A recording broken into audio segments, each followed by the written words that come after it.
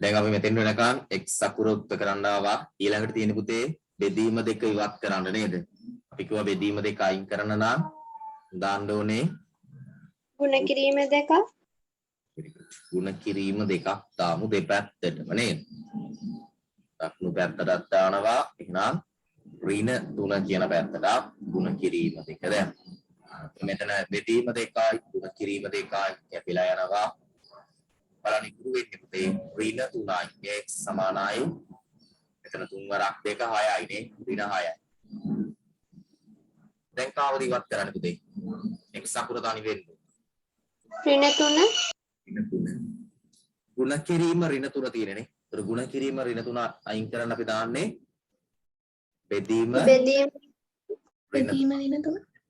හොඳයි. බෙදීම ඍණ 3ක් දාන්න. ඒතර දැන් පුතේ මෙතන ඍණ 3ට ඍණ 3 කැපිලා යනවා. ඔන්න දැන් x අකුර තම වුණා. කීයද උත්තරේ එනවා? ඍණ 3ෙන් ඍණ 6යි. ඍණයි බෙදෙද්දි ලකුණ ධන දෙක. ධන 2යි. x සමානයි 2යි කියලා ඉන්නේ නේ. හරිද? බලන්න උත්තර කරපු විදිය පැහැදිලිද කියලා? x වෙනුවට 2 එන්නේ. බලන්න පුතේ නම් කරන්න ඕන විදිහ තේරුම් ගන්න කොහොමද කරන්නේ? මුලින්ම x අක්ෂයේ ඡේදනය වන ඛණ්ඩාංක හොයන්න කිව්වොත් කවුරු වෙනුවටද බිඳුව දාන්නේ? y වෙනුවට නේ. x ට තමයි අගයක් තියෙන. x අක්ෂයේ ඡේදනය වන තැන. x ට අගයක් තියෙනවා y වෙනුවට බිඳුව ආදේශ කරනවා. y වෙනුවට බිඳුව ආදේශ කරලා x අකුර මොකද කරන්න ඕනේ? උක්ත කරන්න ඕනේ. එහෙම නැත්නම් තනි කරන්න ඕනේ. දැන් එතකොට ඔන්න x වලට අගය එනවා.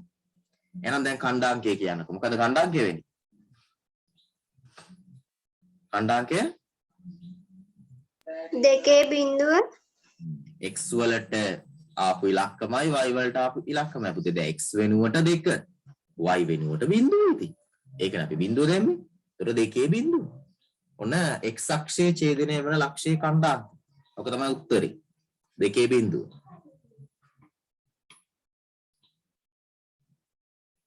හරිනේ x අක්ෂයේ ඡේදනය වෙන ලක්ෂයේ ඛණ්ඩාංක 2 බිඳුව. එහෙනම් ඊළඟට බලමු y අක්ෂයේ ඡේදනය වෙන ලක්ෂයේ ඛණ්ඩාංක. y අක්ෂයේ ඡේදනය වෙන ලක්ෂය කොහොමද ගන්න?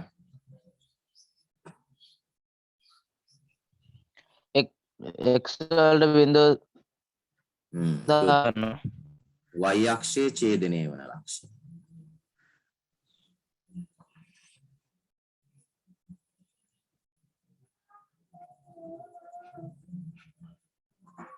මේක නම් හදන්න දෙයක්වත් නැහැ. ඒක දැන් මතක තියෙනවා y අක්ෂයේ ඡේදනය වෙන තැන. ඒතර මෙතෙන්ට ආදේශ කරන්න ඕනේ x වෙනුවට තමයි බිඳුව. මොකද y වලටනේ උත්තරයක් තියෙන්නේ නේද? y අක්ෂයේ ඡේදනය වෙන තැන කිව්වහම අපි කරන්නේ සමීකරණය ලිව්වා ඍණ 3x බෙදීම 2 මෙතන දාන 3 නේද? right. දැන් x වෙනුවට බිඳුව ආදේශ කරනවා පුතේ. y සමානයි ඍණ 3 ගුණ කිරීම පුතේ මේ 3x නේ තියෙන්නේ. ඍණ 3 ගුණ කිරීම x අකුර වෙනුවට බිඳුව. ඒක බෙදෙනවා 2කින්. ධන 3යි. මෙතන උත්තරේ කීයද? බිඳුවෙන් ගුණ කරපුවාම උත්තරේ ඍණ 3යි.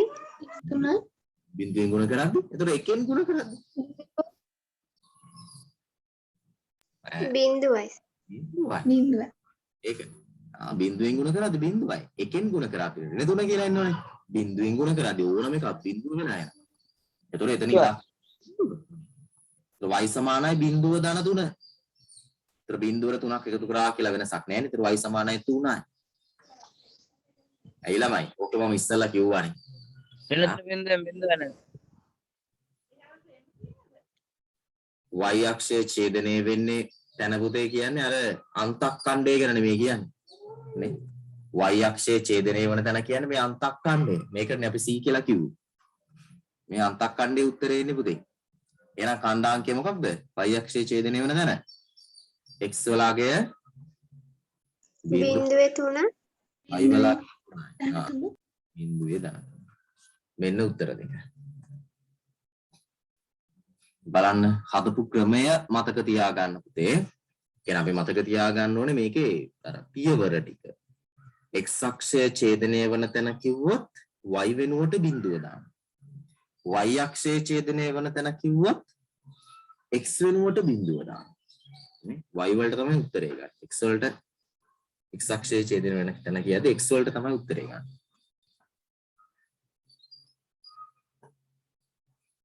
පැහැදිලිද ගත්තු ක්‍රමය? අණ්ඩාංක දෙක හොයපු ක්‍රමය? ඔව් සර්. ඔව් සර්. හොඳයි. මේ කොළ පාටින් ලියුප එක පුතේ මේ මතක තියාගන්න. මෙන්න මෙතන තමයි අපිට වැදගත්ම තැන තියෙන්නේ. මේකනේ පියවර. ඉතුරු ටික ඉතින් අපිට හදන්නනේ තියෙන්නේ.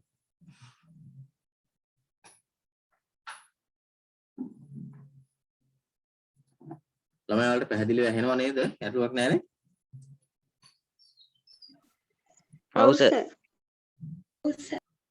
පොඩ්ඩක් මේ සිග්නල් මදි වගේ පේනවා. බලමු. හරි.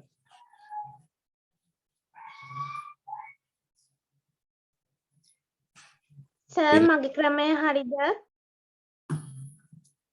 නිපුණගේ ක්‍රමය. පොඩ්ඩක්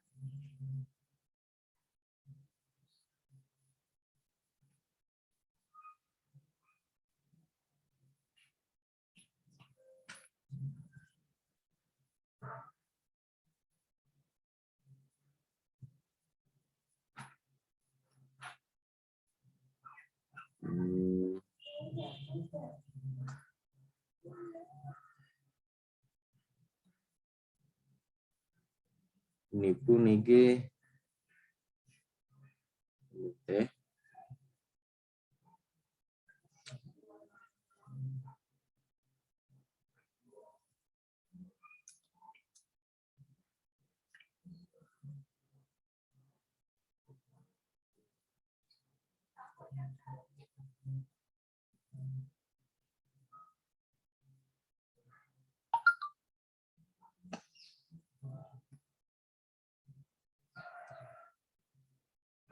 නිපුණේ පළවෙනි එක තරම් තියනව නේද? හොඳයි. අතන මේ 6 දෙකට බෙදලම දාන්න පුතේ C වලට.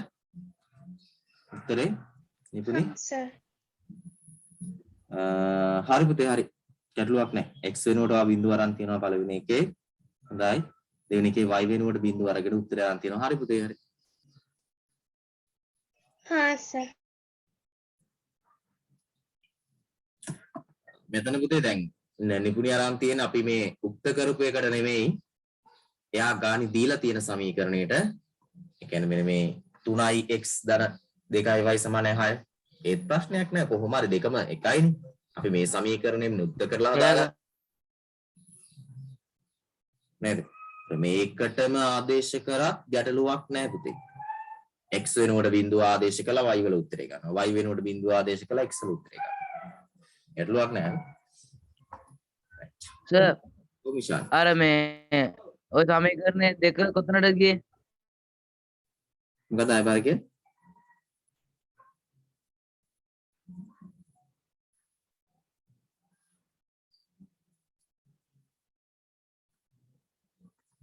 විශාල ඇහෙන්නේ නැහැ පුතේ.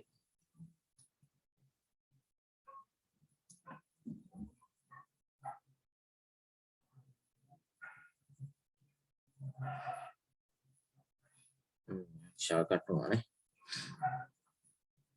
හරි. ගැටලු තියනවද මේ ගානේ?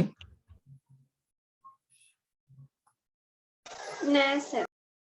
විශාල පුතේ කියන්නකෝ මොකද්ද?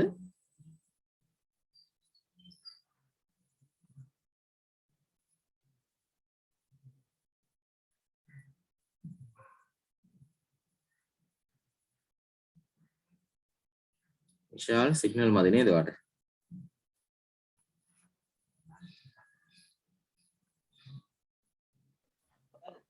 ඔව් සර් සිග්නල් නැහැ සර්. මදි. මොකද්ද වා කිව්වේ පුතේ? මේ සර් අර මේ දෙක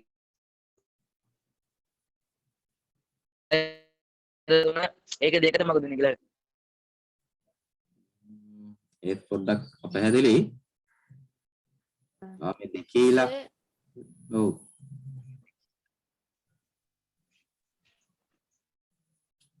දෙකට මොකද උනේ කියලා සර්. ඒක දෙකට මොකුත් කරලා නැහැනේ. ඔතන දෙකේ ඔව් ඉලක්කම සර් දෙකට තමයි. වාක්‍යයේ මේ බෙදීම ඔය දෙක සර් ඔය සර් තියන් ඉන්නේ. මේ බෙදීම දෙක ගැන කියන්නේ. ඔව්. මෙතන මේ දැන් තුන්වරක් බිඳුවයිනේ නේ තුන්වරක්. ඔව් සර් මට සිග්නල් නෑ සර් සැරින් සැරේ කට් වෙනවනේ.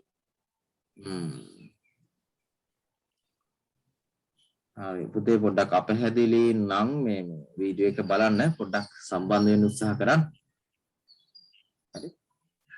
එතකොට ඔයා කොහොමත් මාවත් කට් වෙනවා සර් මෙතන. වීඩියෝ එක බලන්න පුතේ මේ කට් වෙන අය. එතකොට මේ ගැටලු මොන හරි තියෙනවා නම් හරි වීඩියෝ එක අනිවාර්යෙන් බලන්න. එතකොට ඔයාලට තනින් තන අයින් වෙනවනේ නේ. එතකොට මම වීඩියෝ එක දාන්නම්. එතකොට ඒකෙන් බලන්න.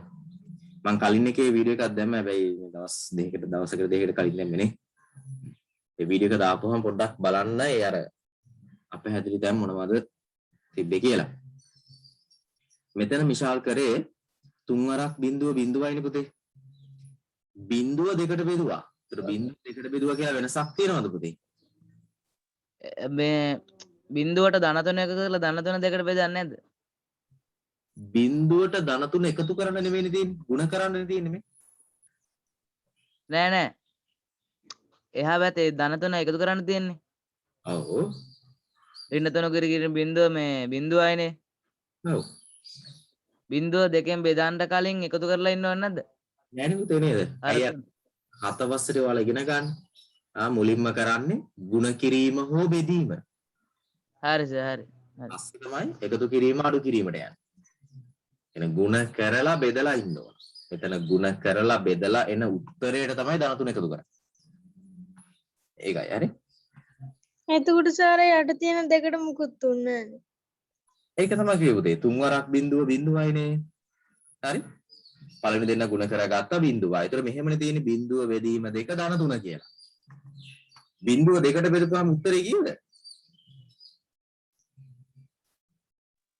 බිඳුවයිනේ. ගණිතයේදී ඔය බිඳුව දෙකට බෙදන්න බෑනේ නේ. එහෙම එකක් අපි අර්ථ දක්වන්නේ නැහැ. එහෙම එකක් නැහැ. බිඳුව දෙකට බෙදන්න බෑ. ඒතර බිඳුවම තමයි උත්තරේ. ධන 3. බිඳුව ධන 3. කොහොමයි යන්නේ? හරි. මේක බෙදෙන්නේ නැහැ පුතේ. බෙදන්න බෑනේ. බිඳුව තමයි ඒක. බිඳුව දෙකට බෙදුවා කියන්නේ බිඳුවමයි. එතන බිඳුව වෙලා යනවා. උත්තරේ. ආයතන මුකුත් කරන්න බෑ. හරිද නෝනේ? හරි සර්.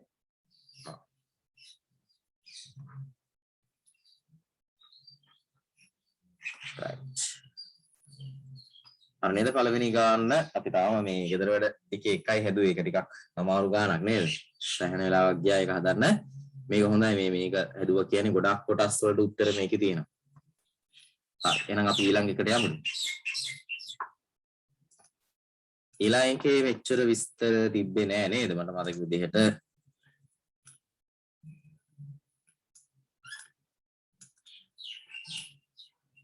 right. මෙන්න මේ ගාන. හරිනේ මේකනේ දුන්නේ. ඔව් ඔව් සර්. හොඳයි බලන්න මේකෙත් දීලා තියෙනවා පළවෙනි එක වගුවේ හිස් තැන් පුරවන්න කියලා. ඒතර අපි කරන්න ඕනේ අර කලින් එක වගේම x වෙනුවට ඍණ 1 x වෙනුවට බිඳුව x වෙනුවට 3 ආදේශ කරලා මේ උත්තර තුන හදලා පෙන්නන්න ඕන. එහෙනම් බලන්න පුතේ පළවෙනි එකට හදලා පෙන්නනවා y සමානයි 3x ඍණ 2 තමයි සමීකරණය. එහෙනම් මම මුලින්ම ගන්නවා x වෙනුවට ඍණ 1. ඒතර 3 ගුණ කිරීම ඍණ 1 ඍණ 2. මුලින්ම ගුණ කරලා ඉන්නවා 3 වරක් ඍණ 1 ඍණ 3යි ඍණ 3යි ඍණ 2යි. ඍණ 3යි ඍණ 2යි කීයද? ඍණ 5යි. ඍණ 5යි. good. දෙන්නම එකතු වෙනවා ලකුණ ඍණනේ. ඒතර ඍණ 5 කියලා ඉන්නේ. එකතු වුණාට ලකුණ ඍණ කියලා ඉන්නේ. ඒතර ඍණ 5යි. ඊළඟ එක බලන්න y සමානයි 3x ඍණ 2. දැන් පුතේ මෙන්න නැවත x වෙනුවට බිඳුව ආදේශ කරන්න තියෙන්නේ. මෙතන බිඳුව. එහෙනම් 3 ගුණ කිරීම x අකුර වෙනුවට බිඳුව ඍණ 2. ඒතර 3 වරක් බිඳුව බිඳුවයි. බිඳුවයි ඍණ 2යි කියන්නේ උත්තරේ කීයද? බිඳුවේ ඍණ 2ක් අඩුනහම ඍණ 2යි. ඒතර දෙවෙනි එකට ඍණ 2. ඊළඟට 3 y සමානයි 3x ඍණ 2 කියන එකේ x වෙනුවට 3 3 ගුණ කිරීම 3 ඍණ 2 3 වරක් 3 9යි ඒකෙන් අඩු කරා. ඒක දෙන්නේ ධන 7යි හරිනේ රොයි විදිහටයි එන්නේ. ඊට පස්සේ කියනවා ඉහත ඛණ්ඩාංකය භාවිතයෙන් ප්‍රස්ථාරය අඳින්න කියලා. හරි. y වෙනුවට ඍණ 8යි ධන 7ක් ඕන නේද? y පැත්ත.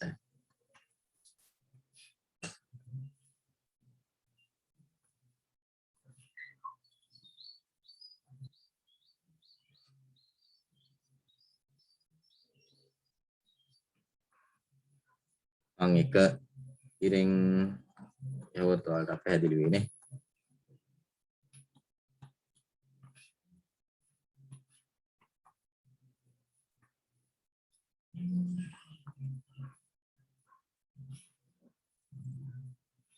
එකයි දෙකයි තුනයි හතරයි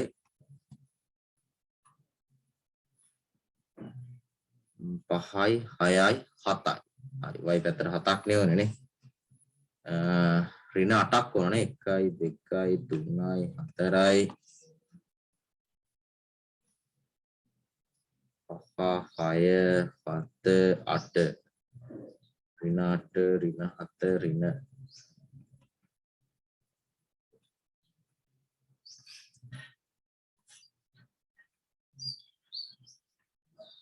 x පැත්තට උපරිම 3ක් තිබ්බනම් ඇති නේද? y පැත්තටත් ඇතිනේ නේ. ඍණ 1 ඍණ 2 ඍණ 3 ඍණ 4 1 2 3 4 මේක x අගය y කණ්ඩාංක 1 2 3 4 5 6 7 හරිනේ. මේක y මොනේ ඉන්නේ? පළවෙනි කණ්ඩාංකය බලමු. ඍණ 2 ඍණ 8 x වල ඍණ 2 y වල ඍණ 8 පුතේ. ඍණ 2 ඍණ 8 පල්ලහැට එන්නේ නේ. ඍණ 2 ඍණ 8 බලන්න x වල ඍණ 2 y වල ඍණ 8 බලන්න තිබ්බ හරිය නේද කියලා. මෙතන y වල ඍණ 8 මෙන්න x වල ඍණ 2 ඍණ 2 ඍණ 8 හරිනේ. ඊළඟ බලන්න. ඊළඟ කණ්ඩාංකයේ තියෙන්නේ ඍණ 1 ඍණ 5 x වල ඍණ 1 y වල ඍණ 5 පුතේ බලන්න. හරි නේද? ඍණ 1 ඍණ 5 මෙන්න. ඊළඟ කණ්ඩාංකය බලන්න. බිඳුවේ ඍණ 2. ඒතර බිඳුවේ ඍණ 2 කිව්වහම මෙන්න මේ ඍණ 2 ගාවනේ. බිඳුවේ ඍණ 2. ඊළඟ එක බලන්න. 1 1 right මෙන්න 1 1 x වලත් 1 y වල 1 දෙකේ කීයද පුතේ? දෙකේ 3ද? දෙකේ 4 නේ. x වල 2යි y වල 4යි. දෙකේ 4. අවසාන එක 3 7 නේ. 3 7. මොන විදිහට මම ලක්ෂ ටික තියාගත්තා. දැන් මම මේක යාක් කරලා අඳින්නම්.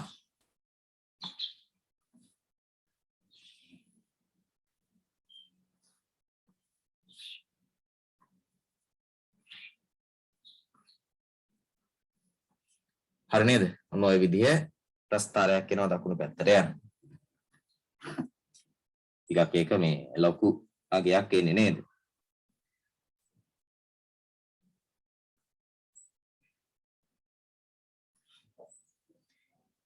එහෙනම් දැන් බලමු පුතේ අහලා තියෙන ප්‍රශ්න වලට උත්තර. ප්‍රස්ථාරය අඳ ගන්න පුළුවන් නේ. මේ ප්‍රශ්න ටිකට තමයි අපි හරියට උත්තර දෙන්නේ. ඔබ ඇඳි ප්‍රස්ථාරයේ අනුක්‍රමණය හා අන්තක්ඛණ්ඩය සොයන්න.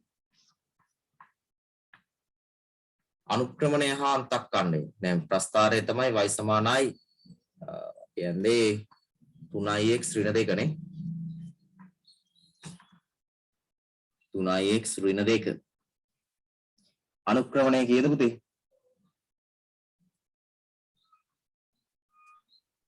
ධන 3 ධන 3 අපි මේකේ හදලා පෙන්නමු අනුක්‍රමණය.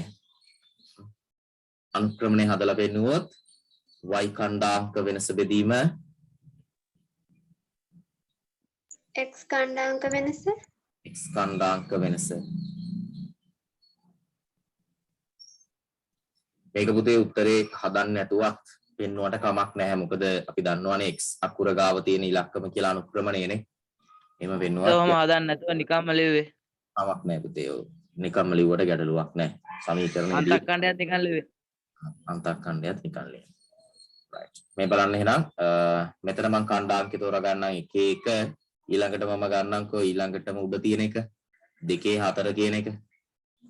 හරිනේ. ඒතර y කණ්ඩාංක වෙනස කියලා කිව්වහම පුතේ මුලින්ම y අගය තමයි අඩු කරන්නේ නේ. 4න් 1 අඩු කරන.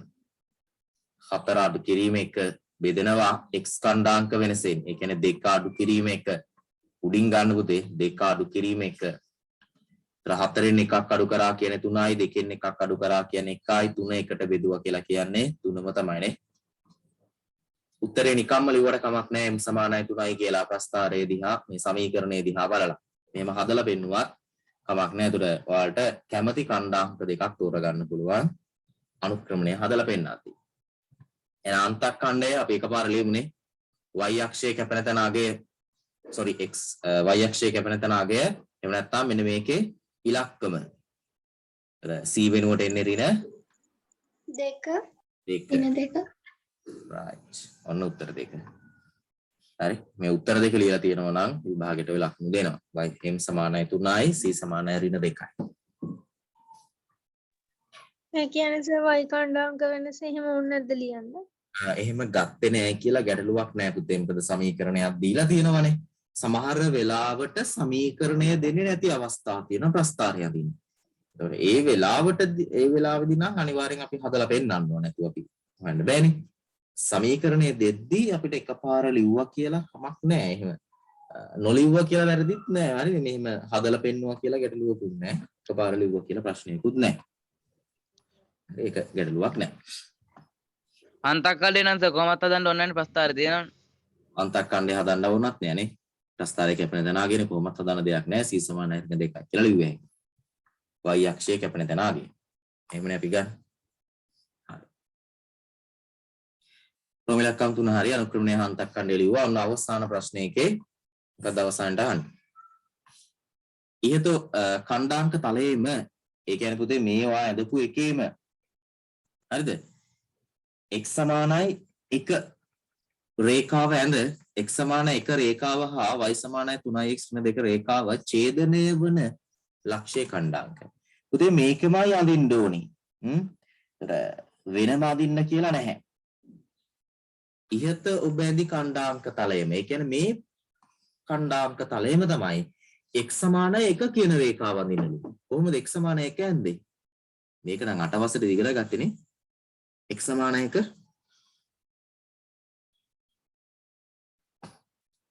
මතකද x සමානයි 1 අඳින්න? x සමානයි 1 කියද්දි පුතේ කරන්නේ x අක්ෂයේ 1 ගාවට යනවා. හරි? 1 ගාවට ගිහිල්ලා මෙන්න මේ 1 කියන රේඛාව හරහා නැත්නම් 1 කියන ඉලක්කම හරහා යන්න මෙන්න මෙහෙම රූල තියලා අඳින්න. y අක්ෂයට සමාන්තරව 1 හරහා යන්න අඳිනවා. ඕක තමයි x සමානයි 1 කියන රේඛාව. හරිද? x වල 1 හරහා යන්න අඳින්න තියෙනවා. 1 කැපීගෙන යන x සමානයි 1 කියලා කිව්වා. y සමානයි කියලා දුන්නා නම් මං කියන y සමානයි ඍණ 7 අඳින්න කියලා. කොහොමද y සමානයි ඍණ 7 අඳින්නේ? y වල ඍණ 7. ඒතර ඍණ 7 යටනේ තියෙන්නේ. ඒ ඍණ 7 කැපීගෙන යන්න මෙහෙම රේඛාවක් එනවා. y සමානයි ඍණ 7. හරිනේ? මේ විදියට අඳින්න තියෙනවා. x සමාන 1 කියන රේඛාව පුතේ ඔයාලා ඇඳලා පෙන්නන්න. මට ඒක අය ගොඩක් අයගේ ඒක නැහැ. මට ඒක ඇඳිලා නැහැ. හරි? x සමාන 1. x වල 1 හරහා යන්න. හරිද? හරියට රූල තියලා ඉන්න වෙනස් කරගන්න එපා. විදියට සමාන්තරව ඔයාලා කොටු රූල් තියෙනවානේ කොටු දිගේ යන්න හරියට අනිත්. සර් සමානව මඳින්න ඕනද? සමානව කියන්නේ පුතේ සර් මොකද්ද කිව්වේ ආය හරියට ඇහුන්නේ නැහැ කියන්නකෝ. ඒ කියන්නේ සර් y එකේ කොටු කෙලින්ම සමාන්තරව යන්න ඕන. අනිවාර්යයෙන් මෙතන x සමාන 1 කියද්දි y අක්ෂයට සමාන්තරව ඇඳෙන්න ඕන. හැබැයි මේ y ඛණ්ඩාංක තරම් දිගටම අදින්න ආවොනේ නෑ මේ. චුට්ටක් ඇඳත් ඇති. එහෙම ගැටලුවක් නෑ. සමාන්තරවයි යන්න ඕනේ. හැබැයි y සමාන 1. මේ x සමාන 1 හරහා යන්නේ. හරි. x සමාන 1 කියන රේඛාව x වල 1 කියන ඉලක්කම හරහා y අක්ෂයට සමාන්තරව යන්නේ. මේක තමයි x සමාන 1 කියන රේඛාව. හරිනේ? x සමාන ඍණ 3 දෙන්න කිව්වනම් මේ ඍණ 3 අක්ෂය කැපීගෙන යන්න x සමාන ඍණ 3.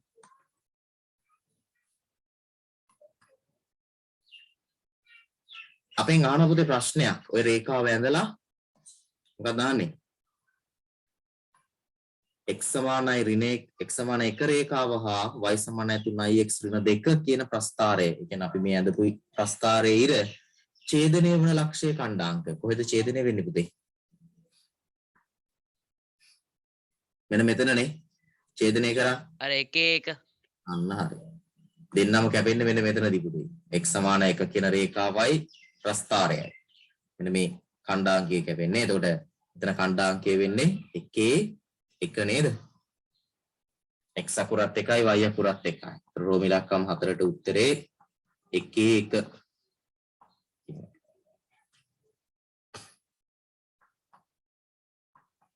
පැහැදිලිද? ගැටලුවක් තියෙනවද රේඛාව ඇඳපු ක්‍රමේ?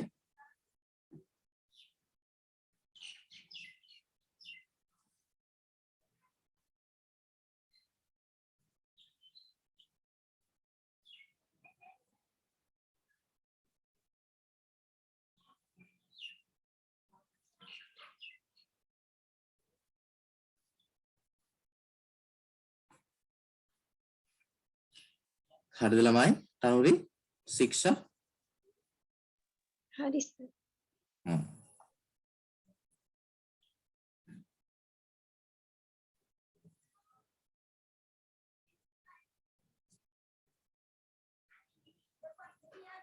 දාරුකා හරි නේද? හරි සර්.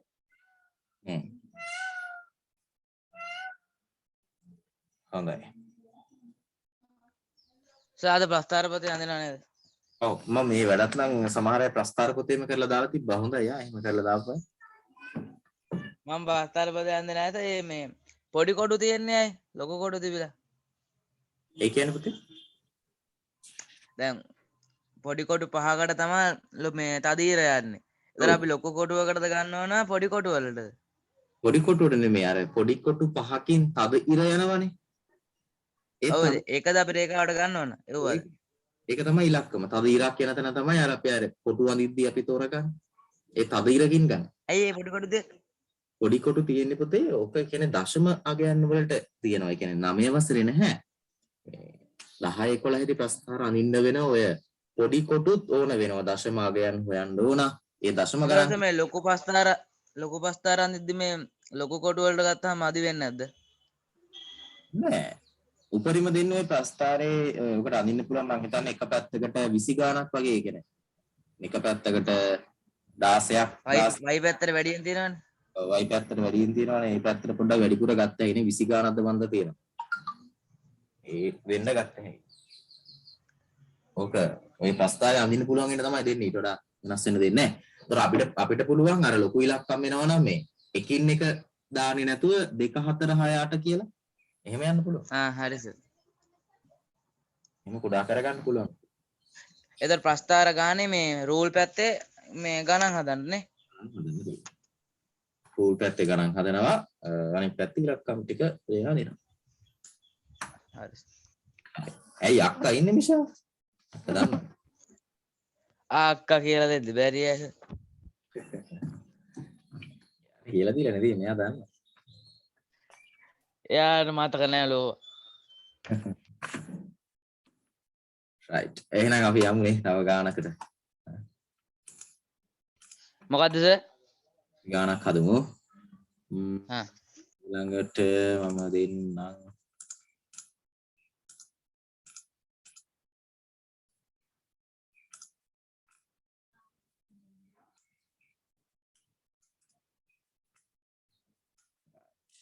බලන්න. එන්න අර තව ක්‍රමයක් නේද? අගේ වගේ කොට නගන ඒක සම්පූර්ණ කරන්නත් ඕන. ගාන පැහැදිලිනේ? පේනවනේ?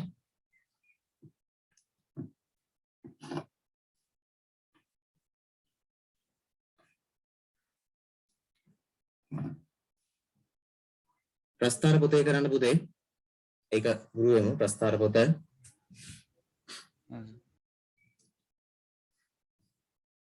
ඒ ප්‍රස්ථාර පොතේ අඳිනන්න ගොඩක් චූටියට එනවා නම් එකෙන් එක අර තද ඉර ගද්දි කුඩා කොටු 10කින් අරන් අඳින්න. ඒ කියන්නේ කුඩා කොටු 5ක් ගත්තාමනේ තද ඉරක් යන්නේ. ඒතර එතෙන්ට 1 කියලා දාන්න නැතුව තවත් කොටු 5ක් අරන් ගිහිල්ලා අඳින්න. ඒ කියන්නේ අර ලොකු ඉරි දෙකකින් පස්සේ 1 කියලා දාන්න. ඒක ටිකක් ලොකුවට ඇඳිනවා ප්‍රස්ථාර. එහෙම ඇඳතර කමක් නැහැ.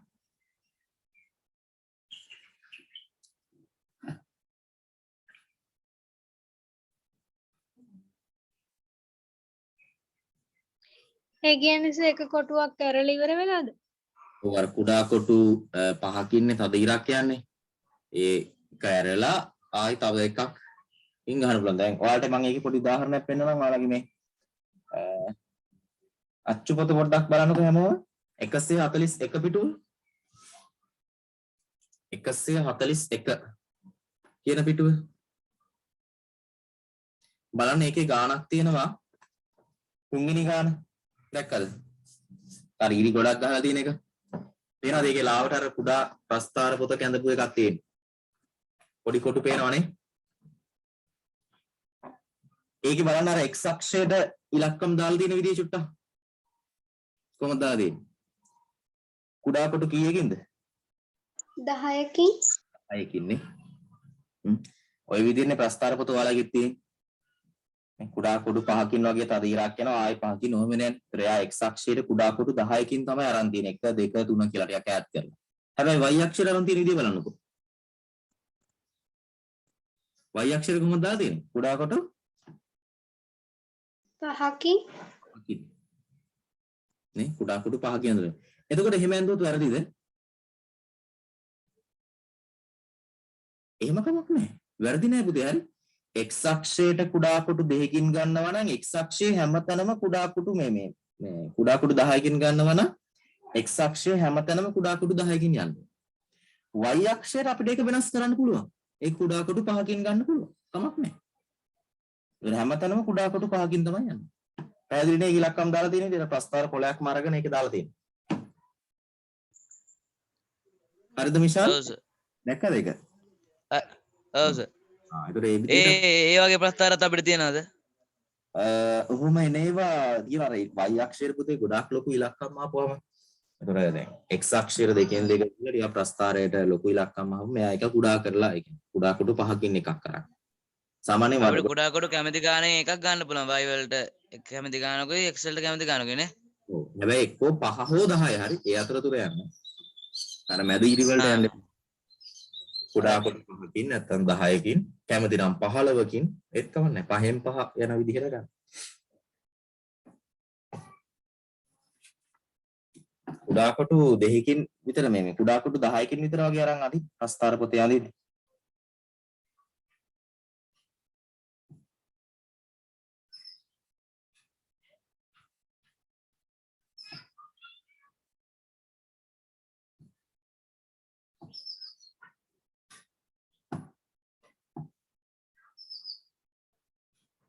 ප්‍රශ්න වලට උත්තරත් ලියන්න උත්සාහ කරන්න. මේකෙත් අර ඡේදනය වන ලක්ෂ්‍ය වල කණ්ඩාංක ලියන්න කියලා කියනවා. ඒක කියලා දුන්නා.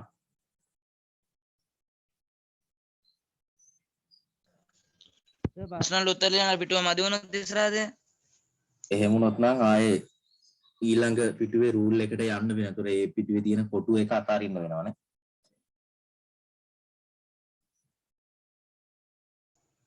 හරි. ගොඩක් වෙලාවට මේ පැත්ත මදි වෙන්නේ නැහැ. මොකද එතන සාමාන්‍යයෙන් ගණන් 4ක් 5ක් නේ දෙන්නේ. මදි වුණොත් ඉතින් එහාට යන්න වෙනවා.